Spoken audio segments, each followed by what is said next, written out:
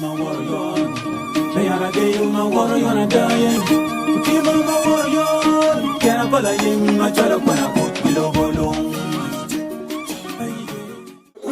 The lives of our mothers and sisters, our fathers and brothers,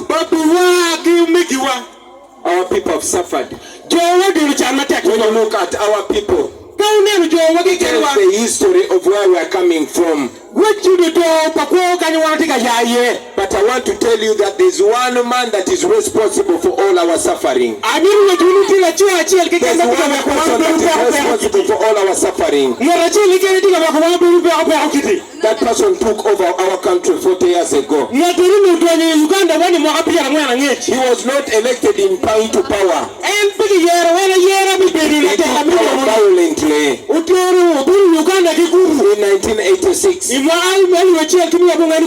the first thing that he said is that Uganda's problem are the leaders that overstay in power. Right now he has spent 40 years in power. And he does not want anybody to remind him. He started by criticizing the past presidents. He called them very bad. But I want you to think about this. Amin was in power for only 8 years. Obote was in power for only 10 years. But all the hospitals and the schools and the roads were built by Amin and Obote.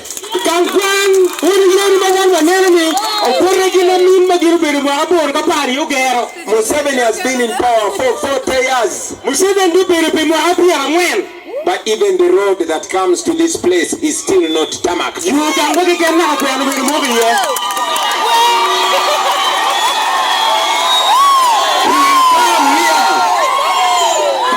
will come here like he does to every community. If he wants to make all of you asleep, he will come to your community and pick only one person. And he gives that person big position. Will not give that person power, but he will give them a position and feed them. He does that in every region. He will go to Bunyoro and pick Napanja. He will go to Acholi and pick somebody. He will go to Lango and pick somebody. And the rest of the people will go to. For example, and with all due respect to the Chief Justice, but he picked a Chief Justice from this area, and everybody else is a slave. No wonder.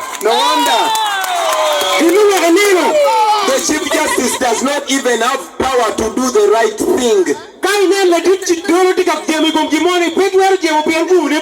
That is why cases are judged wrongly.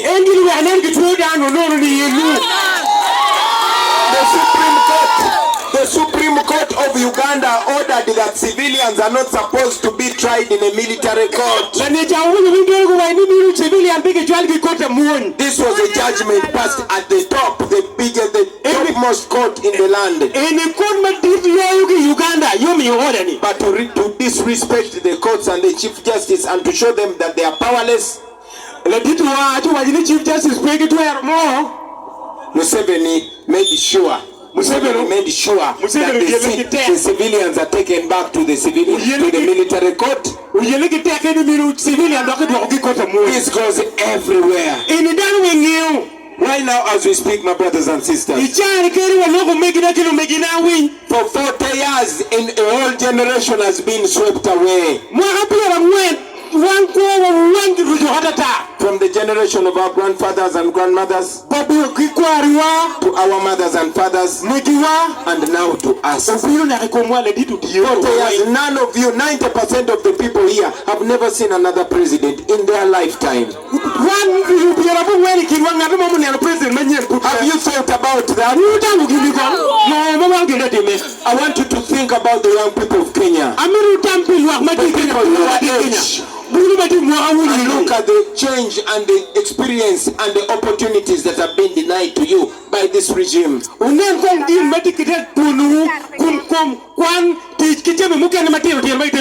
Living in a country where a leader has been in power for 40 years.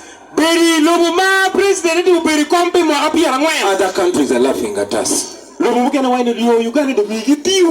as if that's not enough, the man is trying to make the country a kingdom of Rachitula. He made himself president and his son head of the military and his wife minister for education,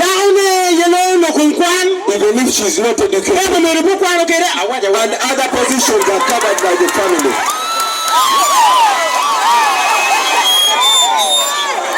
So that, tell it to the people then. Did he say it? Did he tell you? That is not,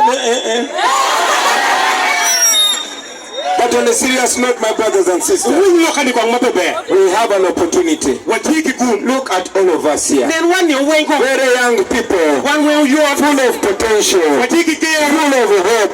If we decide, if we take that decision, and we unite as Ugandans, we can change our future. We can change our destiny. I have been to all parts of Uganda, and all of them are just as young as you are. I will tell you something you didn't know. Uganda is the youngest country in the whole world. And it's also one of the richest countries in the world. So when I talk about tarmacking all these roads, somebody would think I am dreaming. But it is possible. Because that money is there. Let me tell you, for example, every year, Museveni and his family steal 10 trillion from the national money. 10 trillion. I did not say 10 million. Not 10 billion. I said 10 trillion. There's 1,000 million in 1 billion. And there's 1,000 billion in 1 trillion. So they steal from us 10,000 billion every year. No, 10,000 billion. I'm trying to explain to you to understand how much that money is. That is just in 1 year. That means in 5 years, in one term, they steal 50 trillion from us. If I was president, I can guarantee you that money is enough to tarmac all the road network in Uganda in 3 years.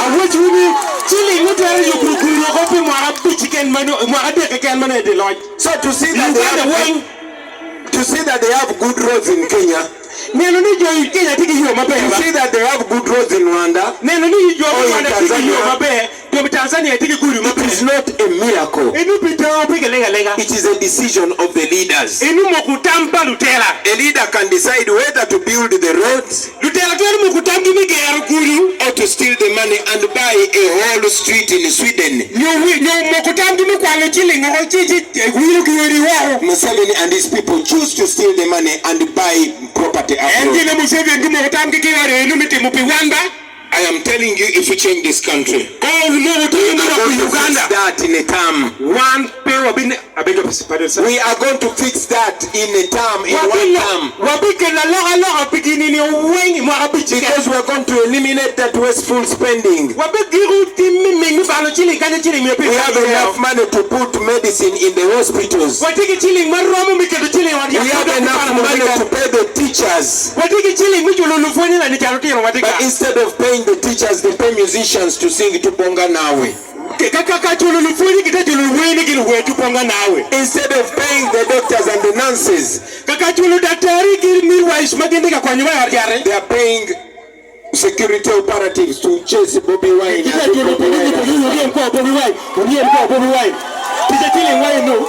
So my brothers and sisters, one thing I want you to realize is that you have the power to change this. You can change this in your vote. The same way you have come out today to listen to this message, the